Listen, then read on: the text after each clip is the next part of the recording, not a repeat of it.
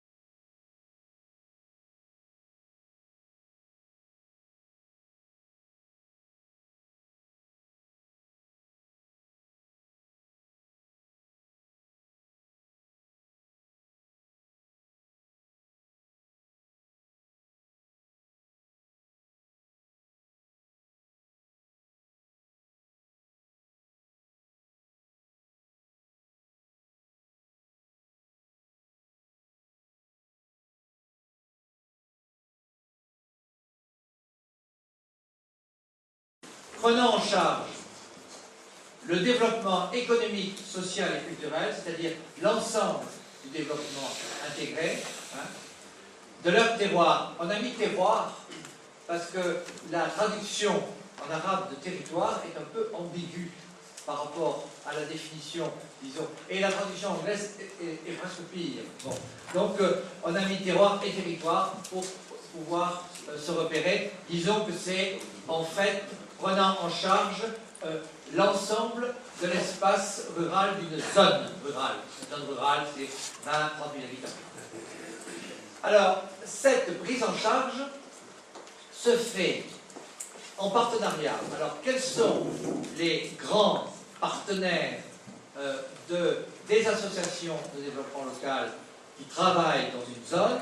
Eh bien, ce sont les services de l'État, d'abord, et on en a un exemple très précis avec le projet Herzog et la zone de Ménérédache, et nous analyserons cet exemple mercredi matin par une visite sur place, comme vous l'avez vu dans votre programme. Les instituts de recherche, et à ce titre, bon, l'IRA de Medellín et l'IAF sont en première loge dans cette affaire. Les organisations professionnelles, il ne faut pas les oublier, qui sont quand même très importantes comme appui à l'association de développement local qui va gérer le territoire, et aussi le secteur privé. Je crois que ce partenariat n'a l'air de rien, mais ce partenariat représente quelque chose d'extrêmement nouveau. Deux objectifs stratégiques de ce développement local, et c'est par là que je terminerai, qui se complètent l'un l'autre.